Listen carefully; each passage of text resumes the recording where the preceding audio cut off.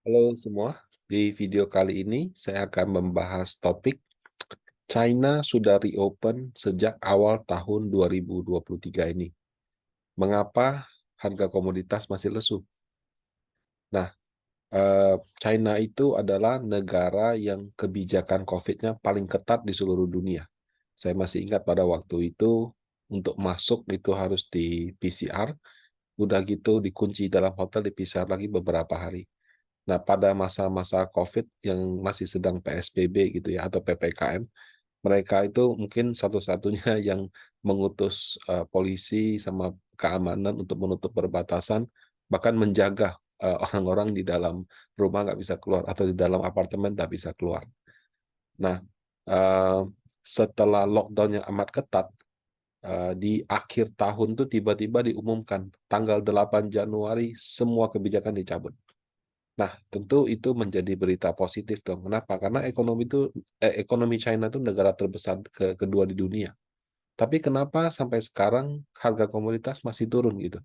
Bahkan ada negara yang masih resesi atau mau memasuki masa resesi.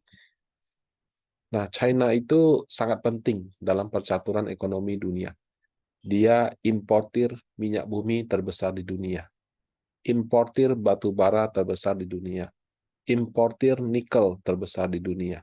Ya, turisnya juga paling banyak di seluruh dunia. Kemudian ini kan yang saya tahu saja. Mungkin saja dari sisi ekspor, dari sisi impor atau perdagangan yang lain-lain, ya yang bisa bersaing dengan dia ya cuma mungkin Amerika. Tapi kalau dari sisi komoditas saya lihat China itu memang lebih banyak dibandingkan yang lain. Kenapa? Negara dia tumbuhnya lebih cepat, makanya dia lebih hungry energi gitu, hungry commodity. Nah, eh, kalau waktu itu kita ngomong turis ya, oke lah, mungkin negara Eropa kehilangan banyak turis China. Singapura, Thailand kehilangan banyak turis China. Nah, kalau ekonominya dibuka kan berarti bisa pulih kembali dengan cepat gitu. Nah, tapi kenyataannya tidak demikian ya. Dan terus terang berita reopening itu juga direspon positif. Jadi di awal 2023, waktu berita reopening keluar di akhir tahun, indeksnya itu naik sekitar 11% Bapak Ibu. Dari 3.100 ke hampir 3.400. Nah, tapi setelah berjalan, ternyata data-datanya tidak sebaik yang diharapkan. Pertumbuhan ekonominya itu kembali turun gitu. Nah, itu menyebabkan banyak orang yang tadinya berpikir, oh China ini akan mendorong pertumbuhan ekonomi dunia, termasuk saya waktu itu. Tapi ternyata di Q2 ini, waktu datanya keluar, banyak hal yang tidak sesuai harapan. Nah, jadi akibatnya harga sahamnya turun lagi. Bahkan sampai sekarang pun pandangan-pandangan terhadap China cukup negatif. Saya kira itu tidak 100% karena pertumbuhan ekonomi. Kayaknya menurut saya ada faktor perang Rusia-Ukraina juga. Karena waktu perang Rusia-Ukraina berlangsung, muncul spekulasi, oh ya, jangan-jangan nanti China-Taiwan bisa begitu juga. Makanya mungkin banyak investor yang main aman gitu. Belum lagi kebijakan komunis di China itu memang berbeda dengan kebijakan kapitalis di negara barat. Jadi di sana kalau perusahaan terlalu untung tapi tidak menurut pemerintah, bisa-bisa nanti direkturnya dipanggil atau pemegang sahamnya dipanggil gitu. Nah, ini kan tidak biasa ya di negara barat kan tidak ada yang seperti itu. Ya kalau ada kasus pelanggaran hukum dipanggil, ada hal-hal yang kontroversial dipanggil.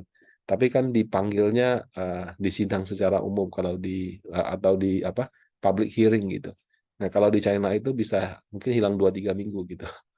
Nah, jadi kondisi China ini memang sampai dengan bulan Juni tidak begitu optimis. Ya. Nah, angka yang tidak tidak memenuhi harapan gitu ya, tidak sesuai harapan itu bisa dilihat dari beberapa data. Nah, salah satunya menurut saya turis mancanegara. Nah, orang Indonesia kan suka jalan-jalan ke Singapura. Tapi sebelum pandemi, yang menjadi penguasa jumlah turis itu adalah China. Ya, karena China itu memang orangnya suka jalan-jalan. Ya, penduduknya aja sudah sekian, hampir kalau nggak salah 1 miliar penduduk, 1, sekian, cuma kalah sama India sekarang. Udah gitu, dia berhasil mengangkat masyarakatnya ya, sebagian besar masyarakatnya dari angka kemiskinan. Mereka mungkin punya penduduk kelas menengah terbesar pertama atau kedua di dunia. Nah, banyaknya kelas menengah atas ini menyebabkan ya orang kalau ada uang ya jalan-jalan lah seperti itu. Nah, makanya dulu kita sampai bagaimana caranya turis China datang ke Bali, turis China datang ke Manado gitu ya. Karena turis China ini terkenal kalau mereka berbelanja itu royal sekali. Nah, kalau Bapak Ibu mungkin pernah ke toko-toko baju, toko tas, atau toko branded di luar negeri, sering sekali melihat orang China itu lagi apa istilahnya titip titip beli. Mereka namanya taiko. Jadi samalah orang foto di apa live di depan tokonya kasih tahu baju ini. Nah, orang sekarang kan juga banyak yang just tip seperti itu.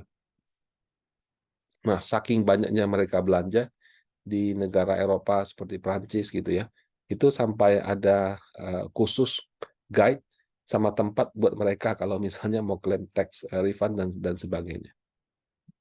Nah, sejak reopening dari 2023, harapan orang turis China kembali membanjiri dunia itu ternyata tidak terjadi.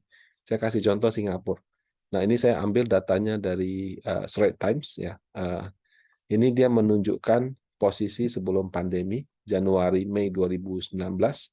Nomor satu kontributor turis Singapura itu adalah China, 1,5 juta orang. Nomor duanya baru Indonesia, 1,18 juta. Baru disusul oleh India, Malaysia, Australia gitu. Nah, kalau di Januari-Mei 2023 ini, sejak opening, justru yang 1,5 juta ini baru 310.000. Belum ada setengahnya ya.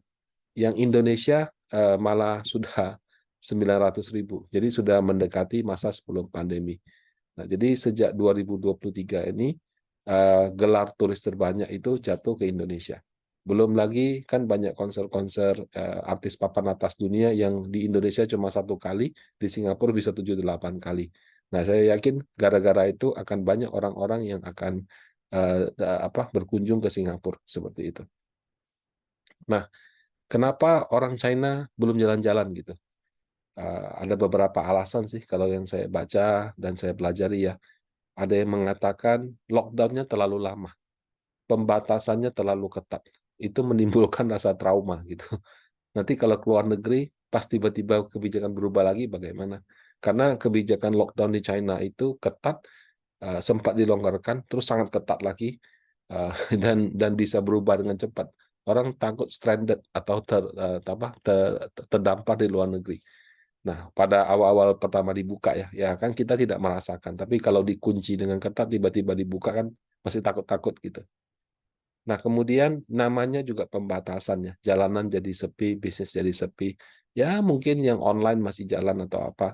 Tapi kan bisnis kita juga mengandalkan keramaian gitu. Kalau nggak ada keramaian kan ada beberapa sektor yang juga mati ya. Misalnya contoh restoran, ya, tempat makan. Belum lagi kayak perkantoran juga jadi sepi gitu.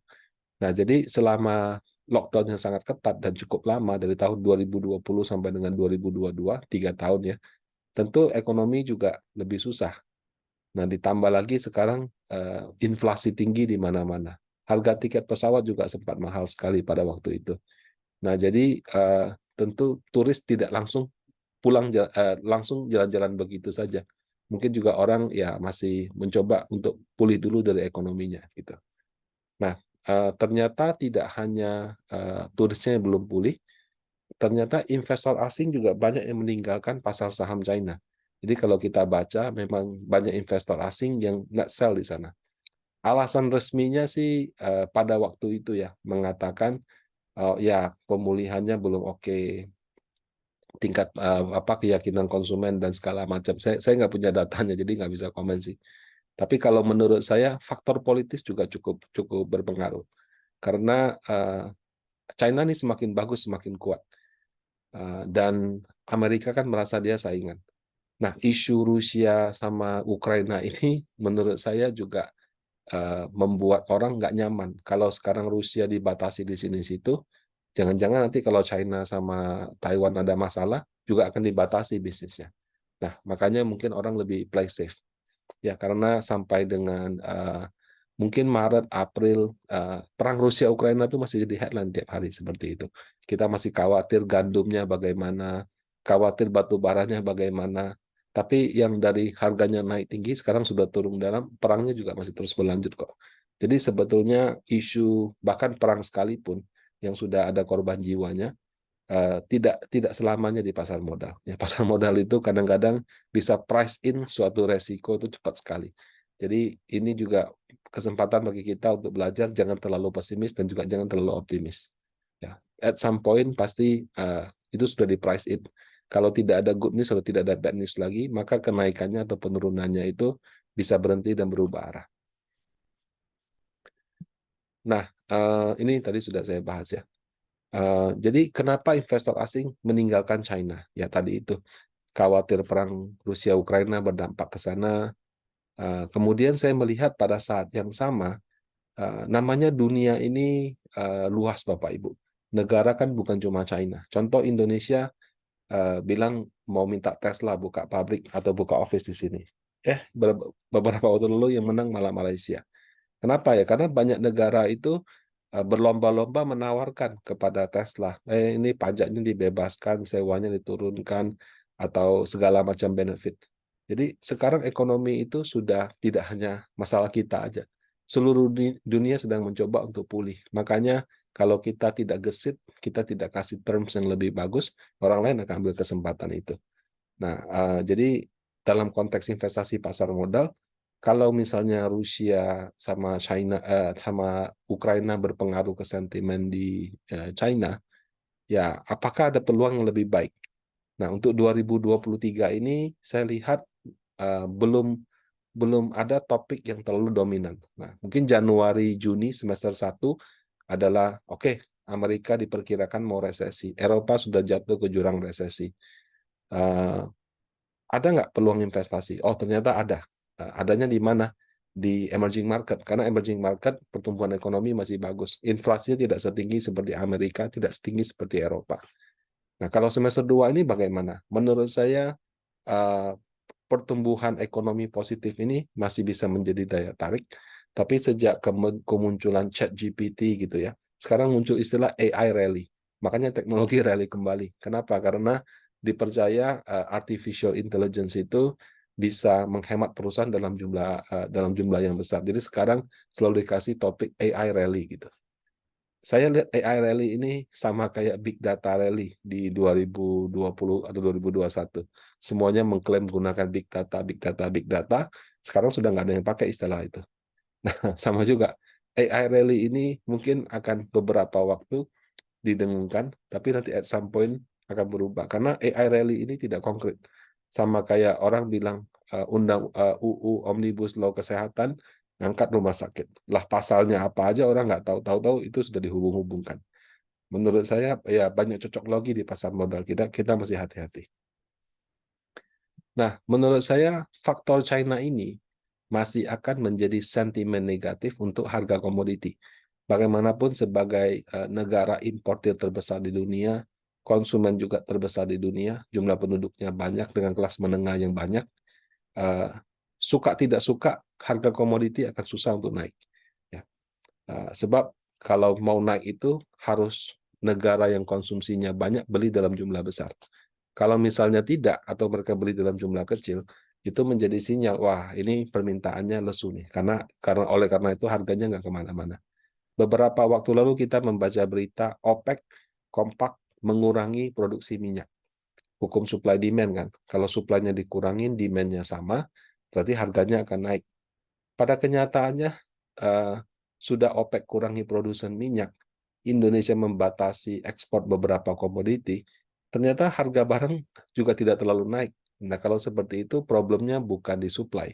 Supply-nya sudah turun, mungkin demand-nya turunnya lebih dalam. Atau demand-nya sama, tapi persepsi demand itu akan turun di masa depan, menyebabkan harga komoditi untuk sementara nggak kemana-mana dulu. Nah, namanya pasar modal itu selalu ada siklus. Oke, kali ini dia turun, ya seperti batu bara sebelum pandemi itu kan turun. Tapi at some point dia akan naik, naiknya juga gila-gilaan kan. Nah, jadi siklus ini menurut saya akan berjalan beberapa waktu dan at some point akan berubah. Nah, kapan berubahnya? Terus terang saya tidak tahu. Ya, kadang-kadang triggernya juga tidak kita duga-duga. Tapi yang namanya pasar modal dan juga kehidupan yang saya lihat tidak ada yang terus-menerus naik dan juga tidak ada yang terus-menerus turun. Siklus suatu saat akan berakhir dan akan menjadi siklus yang baru. Nah, tinggal kapan saja dan apakah kita sudah cukup siap untuk memanfaatkan kesempatan itu. Nah, demikian dari saya. Semoga bermanfaat. Terima kasih.